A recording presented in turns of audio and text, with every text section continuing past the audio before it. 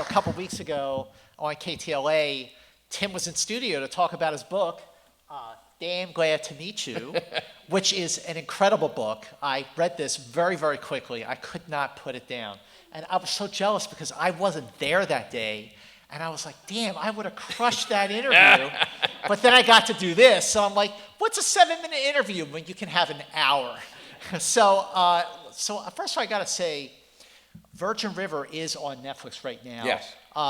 Season 6 is coming very, very soon. December 19th, season 6 drops, all 10 episodes. This is your, as far as episodes go, episodic series. After Hart of Dixie, it's your longest running series. I know. The thing was, I never was in a series as a younger. I mean, that lasted longer than 15 shows. I just killed one after the other when and so I just, unfortunately I could do movies, so I was happy to do that. And as an actor at that time, I personally wanted to be in movies rather than in television because there were TV actors and there were movie actors, and you wanted to be a movie actor, and that's changed so much. I mean, the industry has changed so much in all these decades that I've been doing this, but it's going through a remarkable transformation right now that we're all still trying to figure out. But streaming is one of them. I mean, Virgin River is,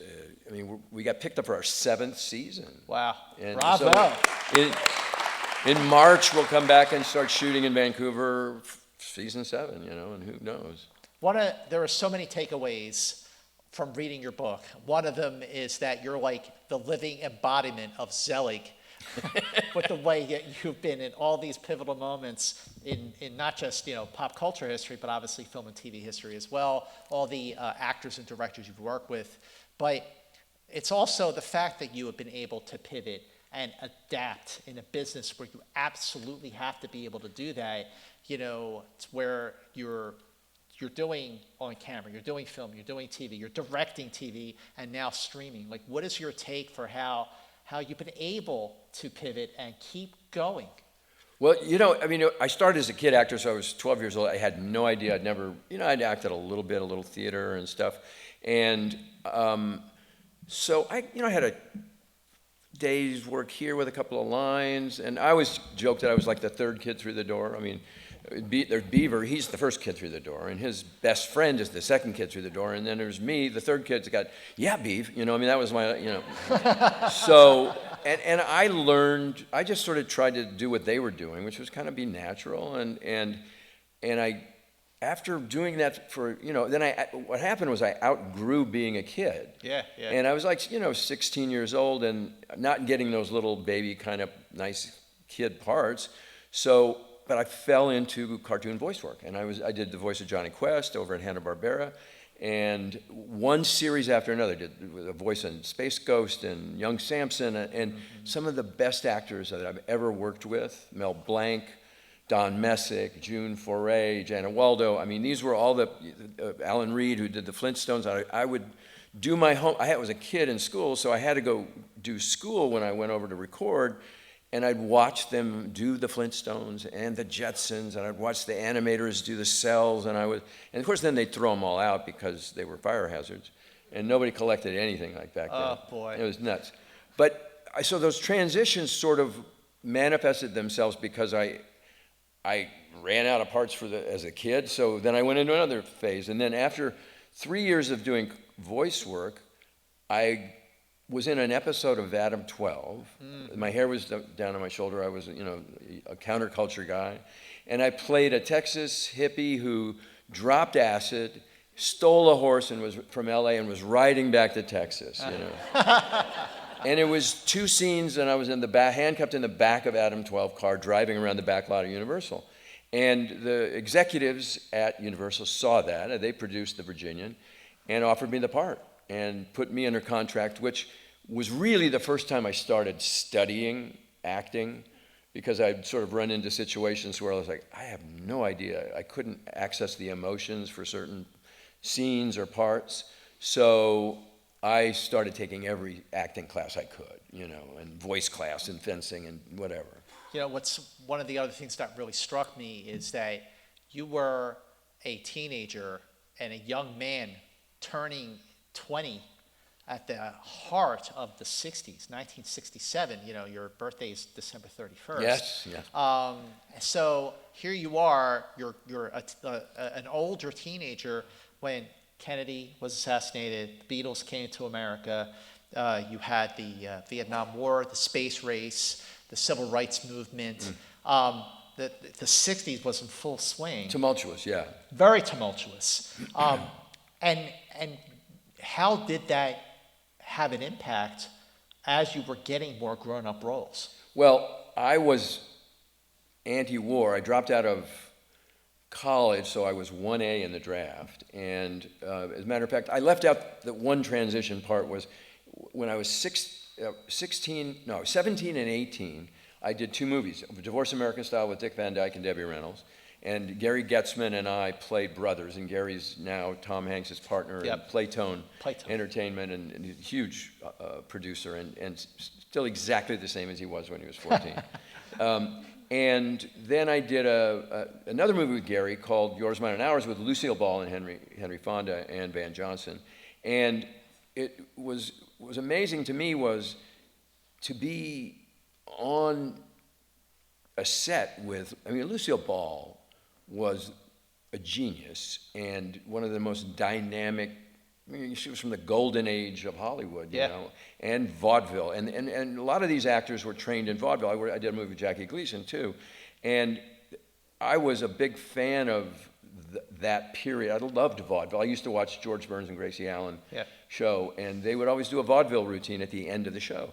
And so I knew what it was, and here's people who came up through that, and they had a discipline. You did 3 to 5 shows a day, They had a discipline about the way they worked, about how they, and Lucy would always counsel us. I remember in a scene where there was 10 kids running around doing breakfast and props and everything, and she goes, always rehearse with your props. Because if you didn't, you wouldn't know how to, you're gonna spill water, you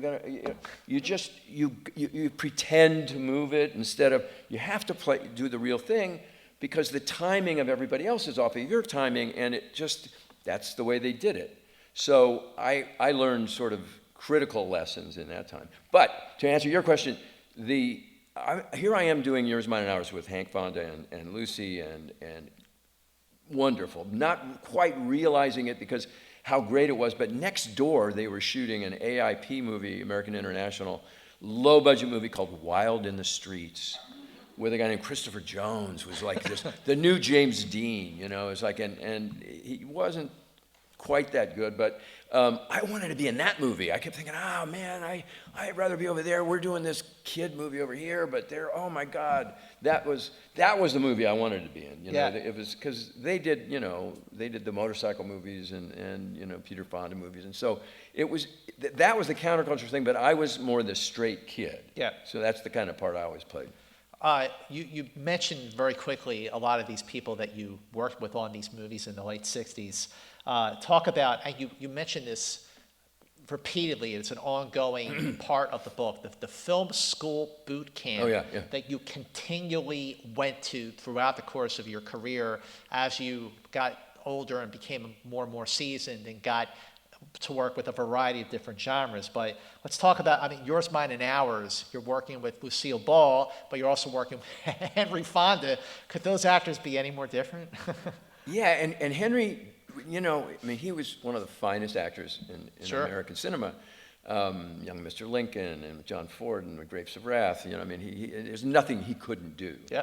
And I remember asking him one day. I said, how do you approach acting, and what do you? And he goes, you walk in the room, you hit your mark, you look the other actor in the eye, and you tell him the truth.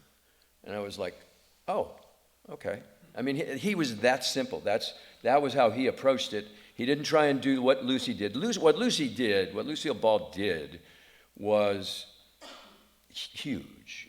She was so much bigger than life. Yeah, sure. And when an actor has to be that big, like John Belushi or Jim Carrey or Robin Williams, they are such good actors to take the real life and make it that big without looking like a terrible actor. We've all seen bad acting, people's shtick, and it's like it's not pretty.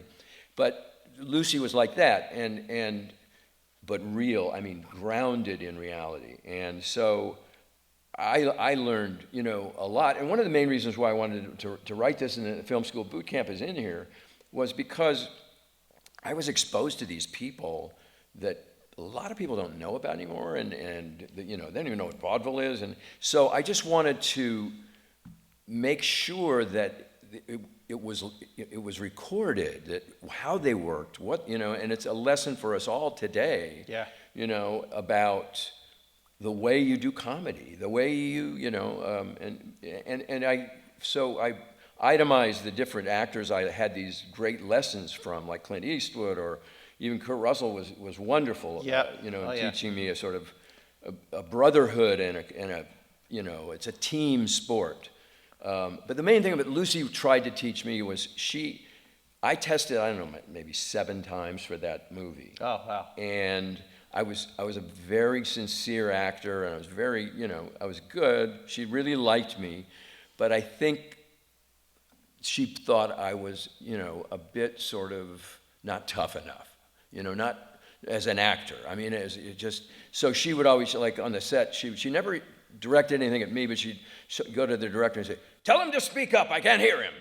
Wow. And so, you know, and what I got from the whole deal was, she was saying, this is a full contact business. You can't be a baby. You can't be too sensitive, because you can be sensitive as an artist, but you've got to be able to take the, you know, the hits that go on in show business. Yep. You know, it's just, it's not that pretty. She did a funny thing when I did a Here's Lucy episode a couple of years after Years, Mine, and Ours, and I was dating Lucy Arnaz, her real daughter, who was in the show. And in one scene, Lucy would always hire vaudeville people, friends who were having a hard time, you know, and they needed a job, maybe to get their health insurance. So she hired this woman. She had one line, and we're all backstage, and there was a door here and a door there, and Gail Gordon's over here, who's a wonderful character, comic actor, and Lucy's here, I'm here, and this actress who has one line is getting ready to go out. And Lucy looks at us both, and she goes, $20, she blows her line. Oh, Jesus. And I was like, oh my God. Oh, wow. Oh, Jesus. I just thought, I felt so bad for her. Yeah. And this woman kind of looked over at Lucy and just kind of shook her head and just, you know. And we hear the acting going on out there, and she sees her cue, the light goes off. She opens the door, walks out, and you hear there's more dialogue among people. And then she said her line, got a laugh. There's more scene. Then she turns around, makes her exit, walks through the door, closes the door, walks over to Lucy and sticks her hand out. And what I got from that was, that's the way, you know, athletes are like that with each other. Oh, that's true, it is. You know, they say the worst things to each other. Just, you know, boy, you're having a tough day with those curveballs, aren't you? You know, I mean, it's just anything, and you have to toughen yourself up. And I think she was saying break a leg, really, to that person, you know. But that's the way those people approach their work. You know, it was tough. There is a part of the book early on, and it's just so ironic because of the fact that you have stayed busy. I mean, if you look up Tim Matheson on the Internet Movie Database, he has 195 acting credits. Jesus, indeed. So, but yeah, I mean, that's what you call navigating the Hollywood trenches. But you wrote, this feels like a business where everybody's trying to get rid of you. Yeah, I know it is. Basically, I felt at some point it's 24/7. Everybody else in this business is trying to get you out. You know, they're trying not to hire you, to get rid of you, to, you know, end your career. And every job you did, it was perhaps the last thing you were ever, you know, going to get. But Yeah. Tom Hanks actually said it. He said, you know, you're just one phone call away from being a movie star. Mm-hmm. You know, and who knows? The phone rings. You know, you have an audition, and you go, and you get it, and it turns a corner for you in your career. And I found that just about every 5 to 7 years in my career, I would have to make a transition to something. That's right. You know, I mean, I did westerns at Universal for like those 4 years. I was in the Virginian, and then Bonanza, and then I did a series with Kurt Russell called The Quest in 1976, and then I just was at the end of playing these same kind of nice characters, nice, you know, they were okay, they were nice guys, and so then I joined a group that we named the Groundlings, and I started studying improv here in LA, and because I wanted to try something new, and then I read Animal House, the script, and I just had to be in that movie. Before we get to that. Yes. So, you know, the amazing thing is, like, here you are, it's a 67, 68, 69, you know, you're working with Lucille Ball, you're working with Leslie Nielsen, who, of course, became, you know... He was a straight actor. He was Right. a dramatic actor. Dramatic actor, Yeah. Side Adventure, you know, Forbidden Planet and Oh, yeah. everything, and then, you know, Airplane, like, changed the game for him. But also Bob Hope, Jackie Gleason. Jackie Gleason, So yeah. before we get into the late 70s, how did working with these legends, geniuses, the Groundlings, prep you for that moment, that phone call where you were one step away from becoming a movie star? Well, Gleason was amazing. I mean, he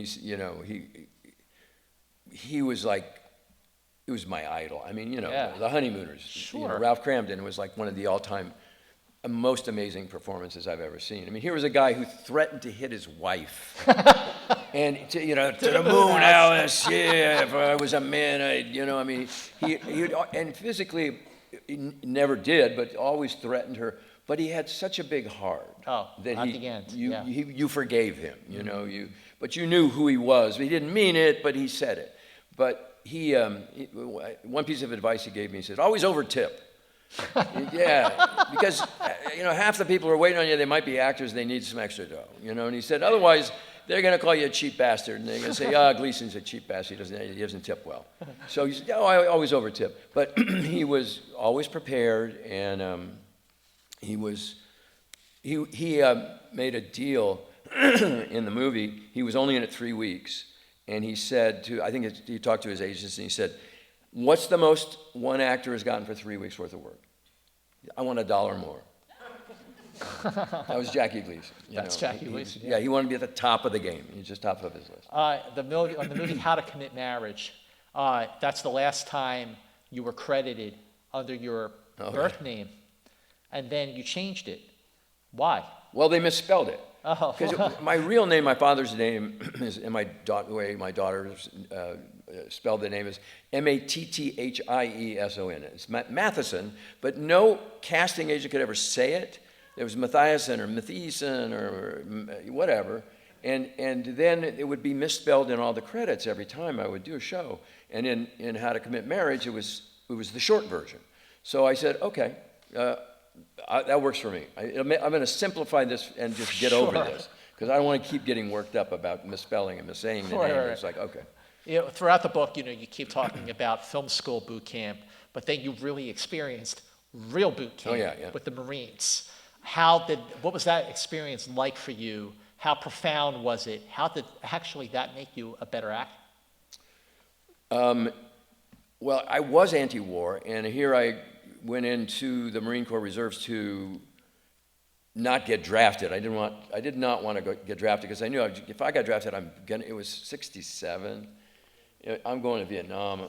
I'm not going to make it. That's bad. That's a bad looking future. So I went into, and I knew Marine Corps boot camp was tough, but it was the best thing at the time for a young man in my position. Sort of, I had an easier life. I mean, I made money, doing cartoons and stuff, and I had it good, and it sort of made me grow up and accept responsibility and learn how to.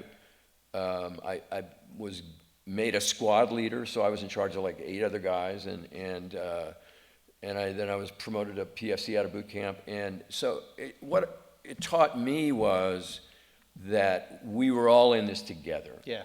And the whole thing about the Marines is they never leave anyone behind, because they may be dead, but they may not be dead. So you can't take the chance of leaving a comrade behind, because they may not be dead. They may need help.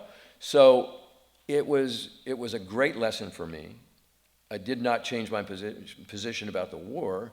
I kept my mouth shut in boot camp. But I I felt, and I do still feel strongly about public service and about service to your country, and I felt I owed something to my country as I was growing up, and it was my responsibility to make good on that, and this sort of served that purpose. And I think today it's one of those things that would probably serve us all real well if we had to do a sort of a mandatory 1 to 2 years of some service, public service, sure, in the military or Peace Corps or something like that, or school, or teach school, but some public national service I think would be a good thing, because it aligned me with my country, and it ran pretty deep for me. It was very good. And that camaraderie actually did help you as an actor in one of your most famous roles. We'll get to that in a moment. But so here you are, you're in your mid-20s now, so your early 70s, and you are working with an actor and director by this point named Clint Eastwood for Magnum Force. It's the second Dirty Harry movie. Right. And what was it about working with Clint Eastwood that kind of threw you initially, but then you went, oh, now I know what he was doing? Well, at this point, I was studying with Strasberg, and I'm doing Stanislavski class, and I think I'm really getting the hang of this. And I'm a method actor, and so I get this part in Magnum Force, and I go up and I spend 2 weeks. I get the studio to send me up to the ride-alongs with the San Francisco Police Department. I qualified at the police pistol range because I was a Marine, so I knew how to use handguns. So I qualified easily there, and so I'm in character. It was an old revolver, so I had to learn how to speed load it. They had these plastic little caps that kept 6 rounds, and you could. If you're in a gun battle, you can eject it, put 6 bullets in, and now keep going. They didn't have automatic weapons at that point. So I'm up there working like crazy, really getting into character. And we haven't met Clint yet. They're shooting, and the first day I'm working with Clint. He comes in and introduces himself. We block the scene and everything. And I think Clint Eastwood. He's like TV star, and he's probably done these spaghetti westerns or something. I think the guy probably got really lucky, and maybe he's an actor. I don't know. I mean, I'm a trained actor. I'm becoming a trained actor. So I was generous to him. I walked up. I said, you want to rehearse? You want to run lines? Anything, Clint? Whatever's best for you. I'm happy to do it. And he goes, I think I like to say the lines for the first time on camera. There's something special about that. And I went, sure, whatever. Whatever you want. Right. He's not an actor. Okay. Yeah. Fine. No, fine, Clint. Whatever you want. So we start to shoot the scene, and nobody had ever listened as real and intensely as he did in a scene. Not overdoing it.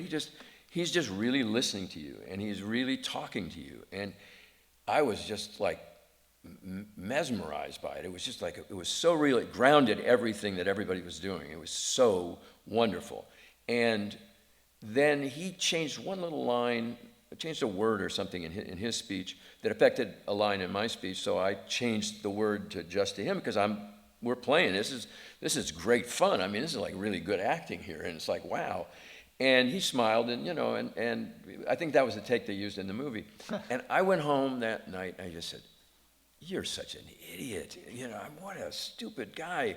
This is one of the best actors I've ever worked with. He's like Henry Fonda, Sure. He's the real deal. He's just amazing. And there's a lot I can learn from him. And I'm just going to stop being such a jerk and to get out of my big actor ego and just try and be a member of this team, And he created that same atmosphere, like that. Oh, as a director, absolutely. Yeah. He did. All his actors over these last, 50 plus years, going back to Play Misty for Me, all talk about how refreshingly low maintenance and dialed back and comforting he is. But I digress. You brought up Kurt Russell of The Quest. So while I was reading that part of the book, it occurred to me, so first of all, you were a child actor. But you never thought of yourself as a child actor. You never considered yourself a teen actor. You were just a young actor working. But so was he. Well, Kurt was a star, you know. I mean, he was Disney star, and you know, and his father was a semi-pro baseball player, and Bing Russell, and an actor. So Kurt grew up in a family where there was sports and acting going on all the time, and Kurt, after becoming a kid star and a teen star, quit acting and started playing semi-pro baseball. And he got injured in a double play. I think he was a second baseman, and he got run into and tore up his shoulder. And back then, you didn't get surgery and play in 6 months. Yeah. So he said, "I'll go back to acting." And he and I both got cast in this 2-hour movie called The Quest for NBC as a pilot, and it sold, and we did 15 episodes, and it was the greatest experience. The reason not many people remember this show is because it was up against this other show called Charlie's Angels. Oh. And so we kept saying, why wouldn't you? You'd much rather watch two guys run around in the West, I mean, shooting guns, wouldn't you? But the thing about Kurt was this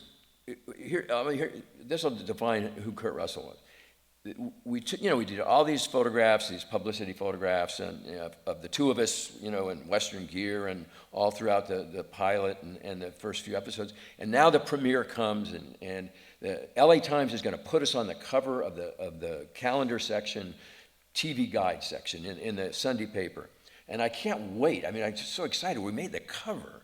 So Sunday comes around, I get the paper, and I pull it out, and here's the TV section, and it's a picture of Kurt on a horse, and not me, and it's like, shit, I said, well, okay, I understand. I mean, it's Kurt Russell, and he's got top billing, okay, great. And, it was kind of stung a little bit, but it was okay, it's all right, I'll get over it. I go to work the next day, and I hear a commotion going on at the back of the stage, and I'm just like, what's going on here? Somebody's yelling at somebody, and there's voices being raised, and I walk back there, and it's Kurt talking to the press guy, the PR guy of the company, and he said, don't ever do that again. We are a team. We're brothers, the two of us. It's two of us or none of us. Don't ever put me out there alone like that again. All right, you got it? And I just walked into the middle of this. He wasn't doing it for me. And it was like, there was such a class act. And it just taught me so much about, it's really everybody on the set that makes the show.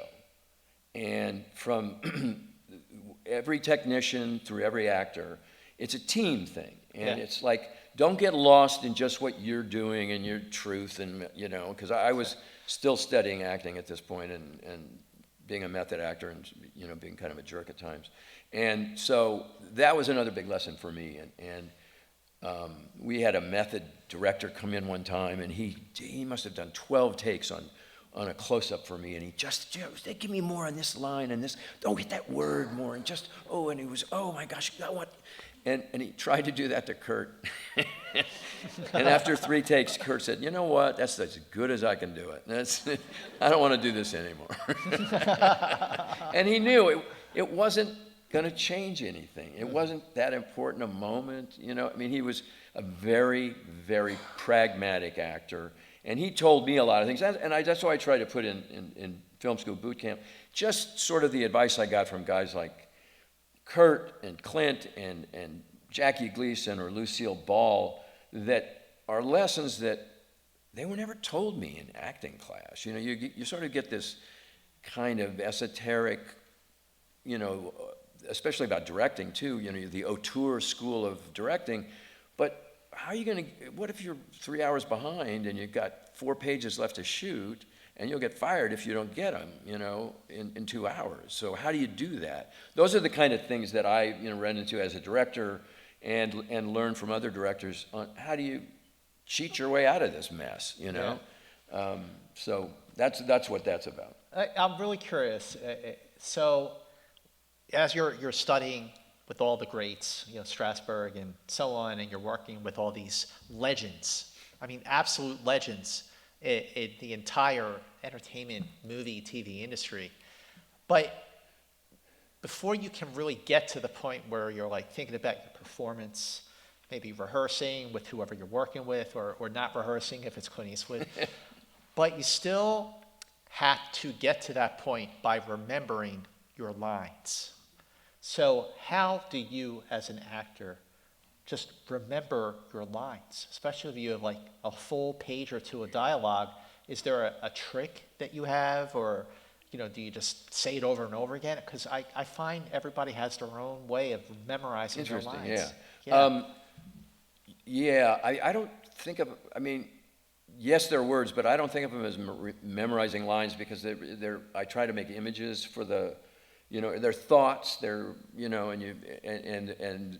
it's a desire to tell someone or share with someone, or you have an action or you have an objective, and so there's an urge to say something to get something. So right. and the lines will fall in, but I did learn that sometimes you just gotta learn them, like Shakespeare, when I played Petruchio in Taming of the Shrew. Oh boy. And I had to show up off book, because it was a student production at a school in Austin, Texas, and they did two equity shows a year, where all of their students would get together and do the show, and then they'd hire two professional actors to come in and do parts in the show. And I was playing Petruchio, and I had 650 lines or so that I had to memorize before I got there. So I would do 20 a day, and then the next day I would go over those 20 or 40 or 60 or 80, and then I would do 20 more. I divided out, I got the calendar out, and I said, how many days have I got? And I gave myself a padded week where I had the whole script learned. But it was the best experience I ever had with text. And it helped me a lot when I did The West Wing, because The West Wing was all text. Exactly. And you just have to know it cold, and have to have a reason to say those things, and want something that makes you say those things, I think, Aaron Sorkin wouldn't let you change a word or punctuation even. Wow. Once I was told, no, it's not a period, it's a semicolon. No way. Okay, no full stop. Okay, I got it. Okay. Oh my God, wow.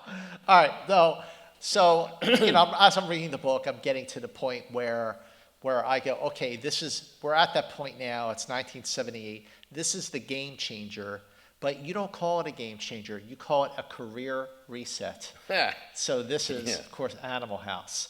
How did you first hear about this, and what made you go, I gotta play this guy Otter, I gotta play him? Well, I was a huge Lampoon fan. Yeah. I adored that magazine, I adored the rudeness and the crudeness of it, and just the inappropriate humor. Yeah, totally. Yeah. And the bigger the issue, the harder they'd poke at it, and so I was a fan, and I'd been studying improv, and then I had a young agent at APA who showed me the script. It says, best comedy script I've ever seen, and I read it, and I just was blown away, because it was different, totally different than any comedy that was being made, that had been made. The only one in a park like that similar was, I guess, MASH, but it wasn't what Animal House was. Right. Animal House was a comedy by young people for young people, and most of the time they were Rock Hudson and Doris Day comedies that were being made, or Bob Hope and Jackie Gleason comedies, So I went in, I met the casting director, and he had me back to meet the director, John Landis. My hair was down to here, and they said, no, they wouldn't let me come in an audition. They said, no, he's a cowboy or a surfer. He's not preppy, no. And we don't think he's funny anyway. I don't think he's ever done a comedy, and I hadn't. So I begged a studio executive, Tom Mount, to just get me in. I said, if I don't get it, just give me a chance to audition and not get it. Because then at least I tried, But it's like, if I don't get in that door, I'll hate myself, And so, okay, I got an audition, and fortunately, another improv actor, Peter Riegert, who played Boone in this show, was there, and we were doing the scene with all the dialogue, and then we were improvising little moments in between, of just little, being close buddies, had gone, through college together, and we had Ivan Reitman and John Landis and Maddie Simmons and casting directors and the executives from the studio just in hysterics. It was just like, you know, it was great. And it wasn't like it was a relief or anything, because it was just like Peter and I just were Delta brothers, you know. It was great. So, and then they said, okay, well, you got to come back tomorrow. So we came back. I came back tomorrow. I came back the next day. And then Landis, we did it again, and it was just as good. It was, you know, different but fun. And so Landis hauls me out into the hallway, and he says, "We're going to hire you. You're going to be Otter. We love you. We're going to give you the part, but don't tell anybody." And then I called my agent immediately. And I said, "You can't tell anyone, but I think we're going to get this offer." And I did, you know, and it was, I was very nervous going up to Eugene because I'd never done a comedy before. And I kept thinking, you don't want to go too big. I mean, you want to be hammy. You don't want, you know, so I was all nervous about that. And I went and saw MASH about 5 times. But there is something about the way you play Otter. It's very confident. For someone who had worked with these comedy geniuses, really, I would think that you would absolutely have a point of connection. So what ultimately informed your approach? Like, okay, I think I got it. Well, it's such a good script. Yeah, and you know, and John Landis wanted real actors to be around Belushi, and he wanted a grounded comedy. He did not want they had flirted with the idea of Chevy Chase for the character of Otter, but Landis talked him out of it at lunch one day by saying, "Oh, Chevy, you should do our movie. You should not. Don't do foul play. I don't care how many millions they're going to give you for that. Just come and do Animal House, and you're working with Belushi again, and you're one of 10 people and 10 guys, and you know, it's you won't have to work that hard, and it's you're not going to be the only guy up on screen. So and Chevy was going like, really? I'd rather be with Goldie, I think. You know? Right? Yeah. Foul play. Yeah. Right. Yeah. So but they kept all the comedy and humor grounded because they wanted Belushi to be, they described him as Harpo Marx meets the Cookie Monster. And he said, he's just the heart of the show, you know. And so, and John Belushi shows up, and we didn't know, like, is this guy going to be, like, full of himself because of Saturday Night Live or what? No, he was a Chicago improv actor, Second City guy. He just, like, took you for your, what you were, and embraced me and helped me if he liked what I did, if he liked the take. He said, yeah, it was great. Really? Yeah, he was just very supportive. Improv, because it's yes and, it's just, we're all in this together. I'm not trying to be better than you. I'm not, if we're improving, I'm going to take what you gave me, I'm going to build on it and give it back to you, and so that was the way he was. And so it was, and that was what started the book. I mean, I started to write. I'm a big film buff. I love the making of kind of books, and I wanted to write about Animal House because there was an alchemy between Ivan Reitman and Harold Ramis and John Landis and Doug Kenny, the founder of the Lampoon, and just the way that they worked to make this movie.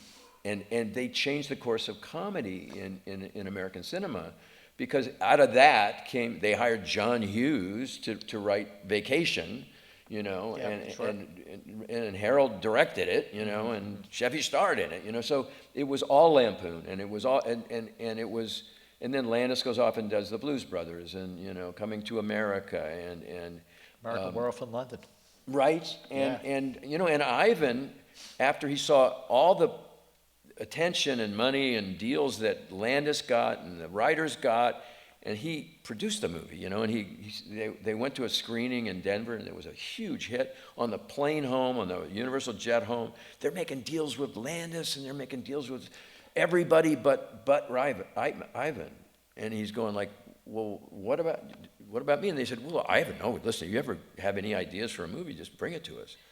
Give us a call, and he was like, Jesus. Right. So he got Harold to write Meatballs while they were cutting Animal House and putting it together. And he talked Bill Murray into doing it. Mm-hmm. And on the day of the premiere of Animal House, he couldn't show up because he was on the set of Meatballs waiting to see if Bill Murray was going to show up. and he did, and Yeah, he does that a lot. and made him a star director, and then he did Stripes, and you know, and made Harold Ramis a star, you know, actor and writer and director. It's funny, as you're talking about it, when I was reading the book, I was like laughing out loud because to myself, because I've seen Animal House so many times, and every time I see it, I still laugh out loud with that movie. It never gets, I'm always quoting it, a pledge pin. You know, it's so freaking funny. Yeah, it's so funny. But so you had this career reset, which turned out to be a game changer because now the movie cost $3 million to make. $3 million to make, and it grossed $141 million in 1978. Okay, I mean, it's a lot of money now, but that's a lot of money back then. So, get me Tim Matheson. Yeah. That's the game changer. Yeah, and what happens in the movie business, you've got to be in a hit movie. And the next few movies I made, some were better than others, and some, you know, but none of them worked as well as Animal House, you know. And then the one came along that seemed like it was a sure thing. It was, you know, I was billed between Christopher Lee and Toshiro Mifune. You know, it also starred John Belushi, and it was directed by Steven Spielberg, who just did Close Encounters and Jaws, you know. And it was like this might work. Yeah. But it was not a success, you know. And so it was what happened was I just couldn't find the right series of movies, you know, to star in that were successful. And then I got to that end, you know, it was about 7 years, and then I decided I'm going to go back to television, and then I did basically a series of, then it was like movie of the week. So I was like a romantic leading man, or sometimes a bad guy, or sometimes a romantic comedy. Bad guy in Fletch. Oh, in Fletch, certainly, yes. Yeah, I mean, yeah. that was you know, yeah, that was so much fun. You know, what's interesting is that, you know, Animal House is 1978. So 1941, the movie, the year, not the year, is 1979. It's, like you said, it's Spielberg. It's after Sugarland Express and Jaws and Close Encounters. You know, you got Belushi in the film. I mean, like, God, what a sure thing. Why did Animal House work, and why didn't 1941 work as well? I would, you know, Steven Spielberg is one of the bravest directors, I think. Yeah. You know, and he has a legendary career because he always shifts gears. He always tries a new genre, a new thing. And this, I don't know if you remember the movie, It's a Mad, Mad, Mad, Mad World, sure. which was a gigantic comedy with everybody, you know, every comic star in the world was in it, and it was quite a wonderful movie, I think. And I think that Steven wanted to make something on that scope. And you know, he said to me, he said, you can have there's two parts you can play, and you get your pick. And I chose the simple, real story of a guy who really wants to make love to this one woman, you know, and she only enjoys that in airplanes, so he's getting her up in an airplane. So, okay, so that's our whole part, and I realized that could be just like that could be gone from the movie. If it's long, I mean, they could just cut that out. But the other part of the movie, I didn't find nothing that I wanted to play. You know, I didn't find that too interesting. And I think, you know, like Danny Aykroyd at one point said, because you look around, there's John Candy and there's Dan Aykroyd and there's, you know, Mickey Rourke was in it. I mean, all these great actors, all these comic actors. And Danny says, it's like, you know, it's like he's got all these Maseratis and Ferraris in his garage, and he's treating us like bumper cars.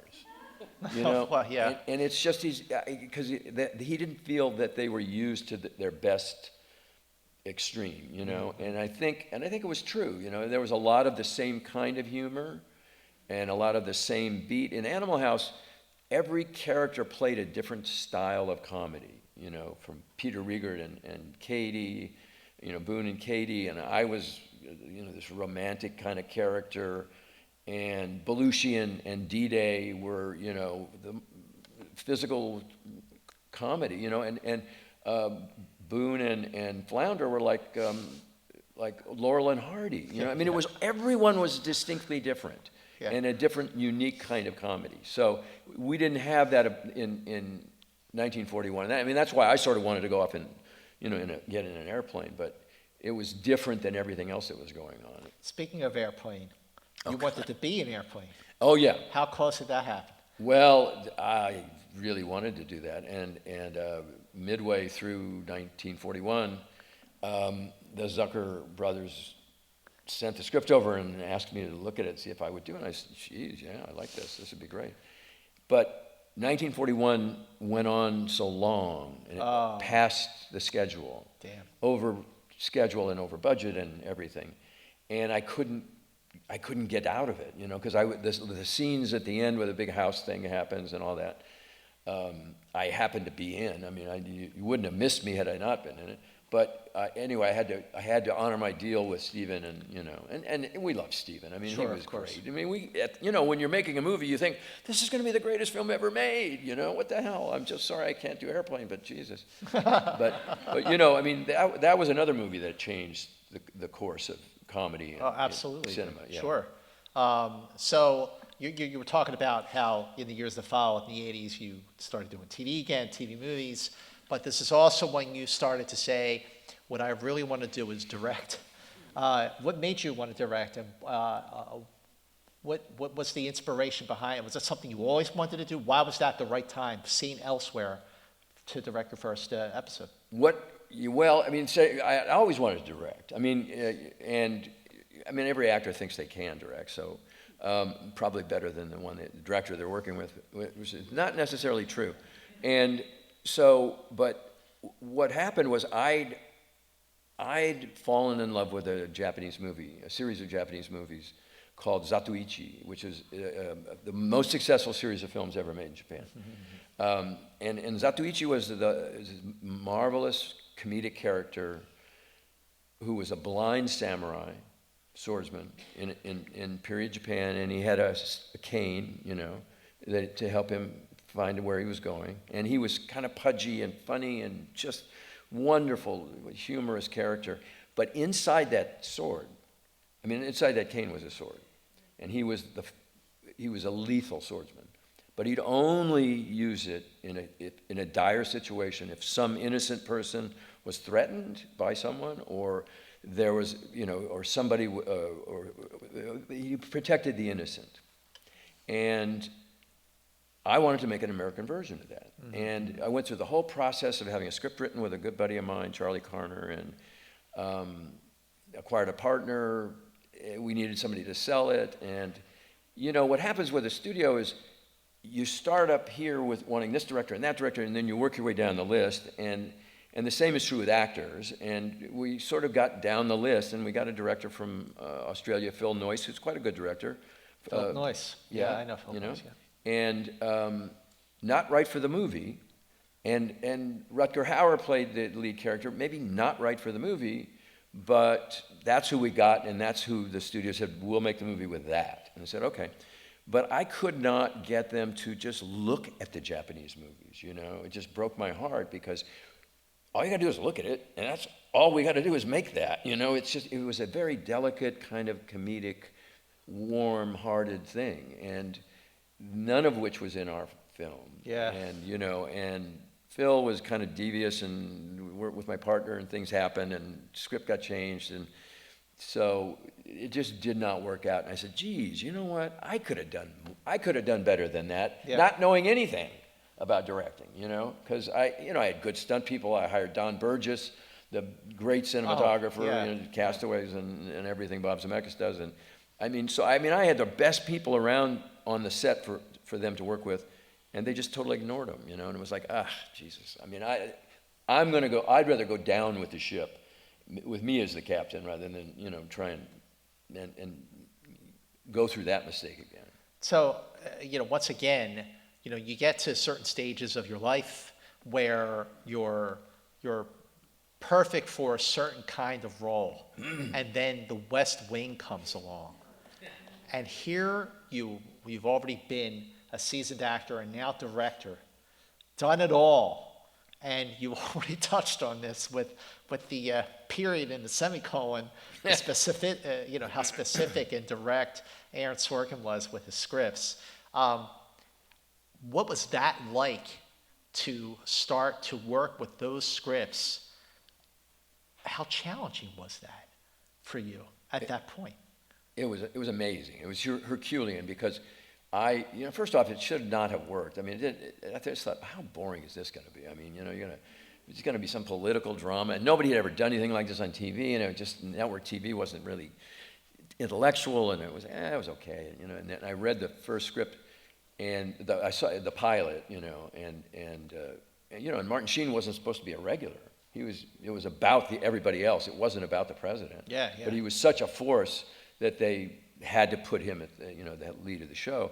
But so I went in and met Aaron and auditioned for Hoynes, and I said, so what's the deal? What's the deal with him? What's he like? And he said, he plays a lot of golf. Okay. And he said, he's great at his job. He's been there for, he runs the Senate. So, I mean, he's as experienced a politician as you can get. He knows everybody. He knows how to get everything done. And he should have been president. And, but he doesn't, he's not going to lord it over him, but there was a lightness to the way he wanted the character played, and I played around with it in the audition, and then he does what a good producer does is he gives you, try it this way, he gives you something to change, to see if you can take direction. Mm-hmm. And, and I flipped it over and tried it that way, and he said, now try it this way. Okay, so, and Aaron loves to see actors act, and he loves good actors. But then walking on that set, and there's Allison Janney, and there's Brad Whitford, and Richard Schiff, and John Spencer, and Martin Sheen, and I mean, it's like, Jesus, I mean, it was pretty spectacular, and they didn't send you the script in advance. You get it at the table read, and I remember my first table read, I got the script, and Aaron said, by the way, Tim, your character, Hoynes speaks in French. His first lines are in French. And I went, yeah, great, right. No, I mean it, they are. And Hoynes was speaking to the French ambassador and the French press in French to impress them, and to show off. And it was like, unfortunately I could speak a little French, but it was like, oh my God, who does this? I mean, it's like, really? And then my first scene was with Allison Janney, and it was like one of those 2-page walk and talks, Yeah. That's the great thing about Aaron is he knows if you're going to get 2 pages without a cut, you've got to have actors that can pace because you're not going to cut. The scene's got to play in less than a minute, and that's usually a minute a page is what you're going to get in a TV show. Yeah, sure. And you're going to play 2 pages in a minute 10 or something. That means the actors really got to be on top of it, and that was the bar that was set the day one I went in. And I'd be gone for 3 or 4 shows, and I'd come back, and I'd be nervous again because I remember, oh Jesus, this is they're talk tough. about boot camp. If you changed one word, you'd have to do it again because you changed that word. Now, were you ever like, really? I mean, you can't do that with Aaron Sorkin. No. And you don't want to get in your head. If it gets in your head, then you get all messed up.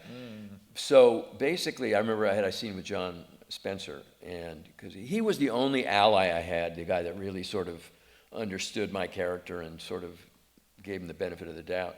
And we were in his office, and the first take was okay. The master and it was okay, but I think we were going in for my coverage, and I kind of lost the rhythm, I mean, the words were there, and all I had to do was just look at John, and he just grounded everything. He was so honest and real and true and so wonderful and open as an actor, and we had a storyline where he was an alcoholic and I had been a recovering alcoholic. So he confided in me he was having a problem, and I confided in him that I was a recovering alcoholic and that I had meetings, and I invited him to come to those meetings. And he told me about that he was really a recovering alcoholic. He hadn't had a drink in years. But he told me about a movie he had done with Harrison Ford, Presumed Innocent, I think it was, where his first scene played sober in his life as an adult actor. Wow. He had with Harrison. He said, I didn't know if I could do it.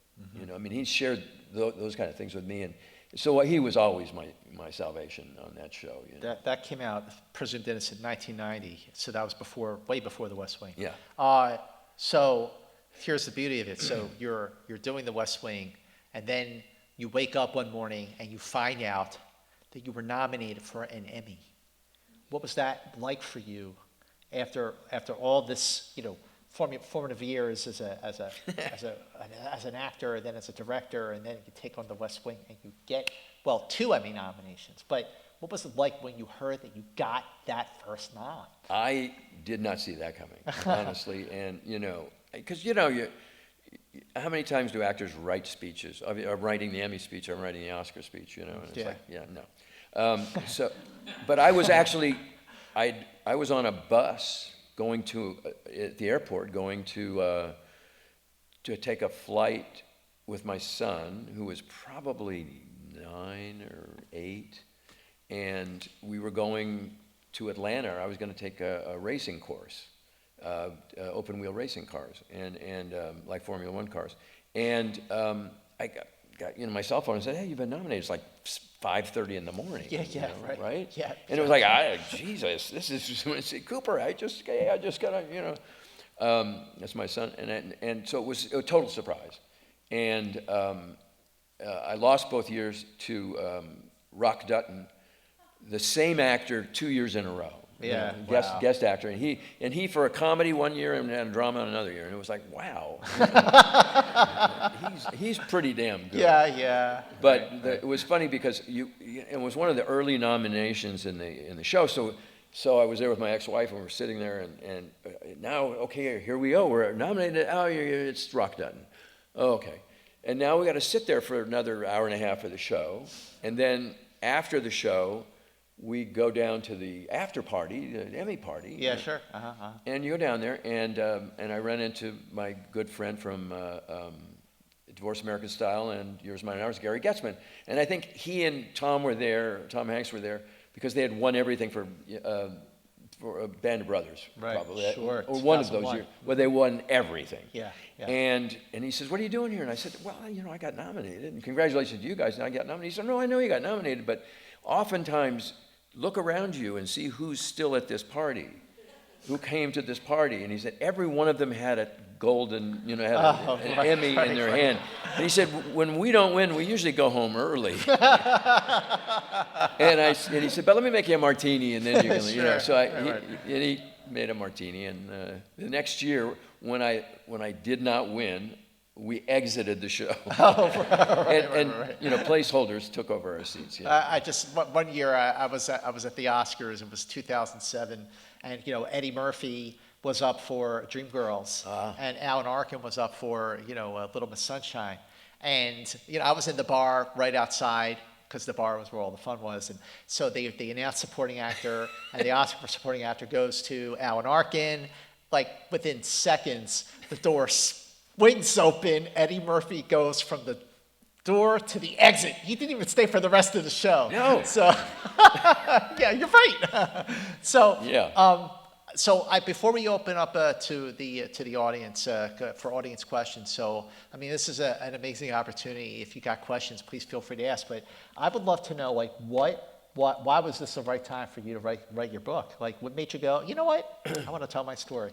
You know, it was, you know, certainly COVID was a great opportunity, you know, and I'd already started writing, you know, about the making of Animal House, and shared that with my good friend Jared Hoffman and partner, and we showed it to some publishers, and they said, no, we want to broaden it out a bit, you know, and because you've touched so many different generations, and let's see what that's about too. And so we had sort of the core of it, and then we just expanded, and it seemed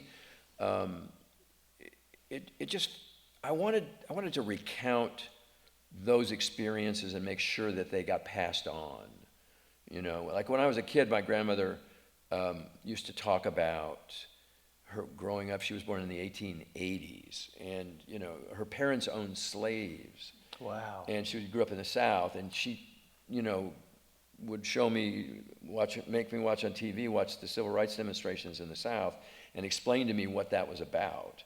And there were lessons that I learned from her, and I never asked her enough about that time, and I felt a loss because of it. I mean, it helped form me as a person, but I just wanted to recount these things that, you know, that I was fortunate enough to be there and see firsthand. I mean, Jackie Gleason, I mean, my God, he's a national treasure. Absolutely. You know, so that's what really did it was, you know, and we sort of jump around all over it, so it's not just a chronological kind of thing, but I just wanted to recount all those, and also you know, I ran into a lot of walls and tripped over potholes and made a lot of mistakes, and I just hoped maybe a little of that might help young actors, directors, or writers avoid those mistakes and you know, not have to suffer through that. Well, you say at one point early in the book that you never make the same mistake twice. Try not to. Yeah. Try not to, right, try, that's the key. While you were working on the book over these last few years, what were sort of the biggest memories that that unlocked, you know, like things you hadn't thought about, things you probably forgot about, but, you know, one door opens, another door opens, and you like remembered something that you thought you had forgotten? Well, you know, what became real clear to me was, you know, when you sort of step back from and look from it, is I kept learning perhaps the same lesson over and over again, which was, it's a team. It's really a team. And it's true in any occupation. If you can work well with others, you know, then you're better off than trying to do it all by yourself, you know. And it was evident to me as a director, because, I mean, when I first started directing, I sort of was, you know, I would just run over anybody who got in my way that was an impediment to making the movie better. And I viewed a lot of the people as adversaries. And then I just realized that wasn't getting me where I wanted to get, you know. I mean, so I think that was the lesson I got out of it all. And I got it in the Marine Corps, and I got it you know, from Kurt Russell, and I got it from Clint, and it is a team, you know, and really it's that collective, and if you can embrace that, it'll be so much better and so much more fun. And it's sort of now when I'm doing something like Virgin River, now we've been doing 6 years of it, we all love each other, and it's like a big family. So when we get back together, it's great. I gotta say, watching Virgin River, you know, like it is comforting in that way because, first of all, I mean, it's beautiful where you all film, the camaraderie, the chemistry you all have with each other.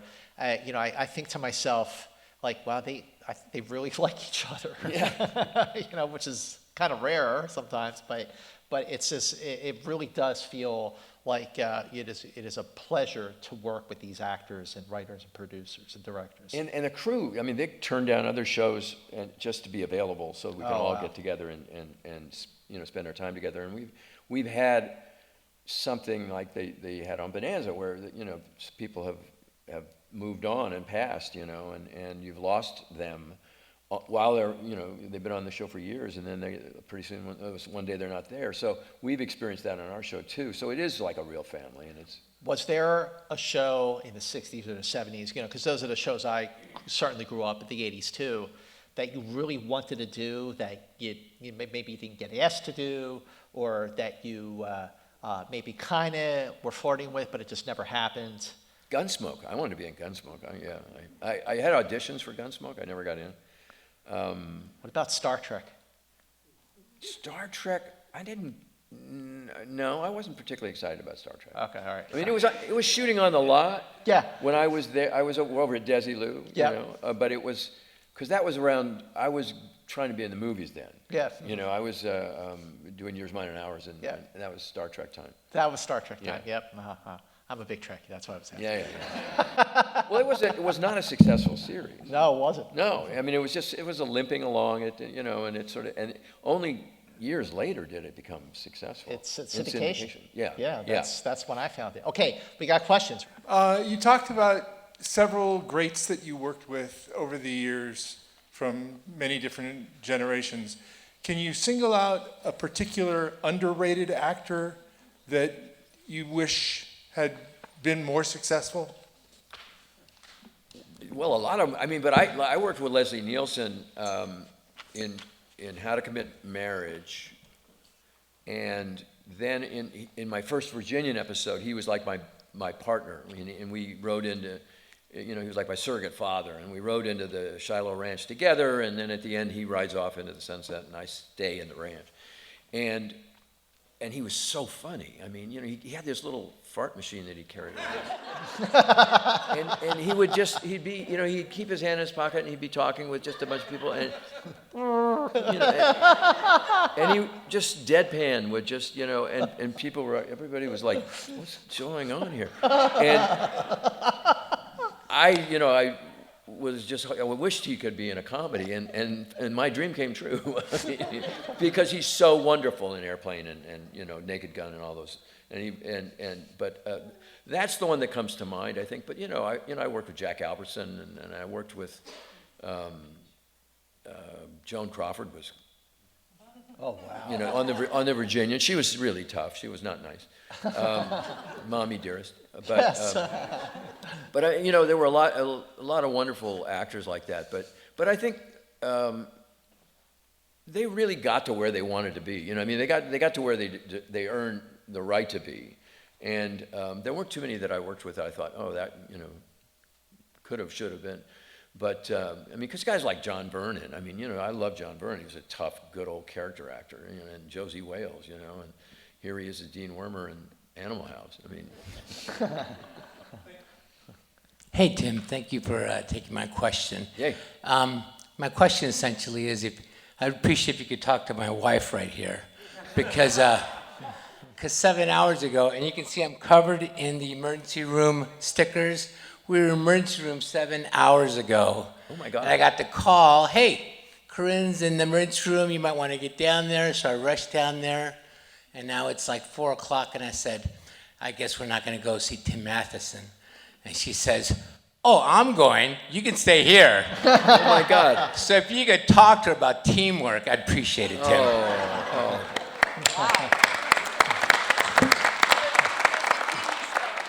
Oh my God. Are you? But I'm like, I'm not going to miss dinner. Oh, God bless you. That's great. Way to go. Hey, Tim, thanks for coming here, because Thank you. you've been everywhere. You must be exhausted. But I have a sort of a statement, but I got lucky to be around Lucy for 13 weeks on her last series, so I know exactly what you're talking about, how serious she was. But going back to Yours, Mine, and Ours, you two had a really tender, sweet scene down in the basement somewhere. Yeah. You two were so good together. Both of you, Thank you. terrific actors, honestly. Do you remember that scene? Oh, I do. It was a total different, it was different for her, and, it wasn't a comic moment, and it was, I think, why she hired me, because I think that I had to do that scene in a test, with, and I might have even had to do it with her. And she was just, a miraculous woman. And I don't think anybody realizes this. She was the first female executive to ever run a studio in Hollywood in 1967. Because she and Desi owned Desilu, they invented sitcoms, 3-camera sitcoms, and so she could go live, and they could, and then they were so successful, they owned the RKO lot. They bought Desilu Cahuenga and Desilu Culver, which was the old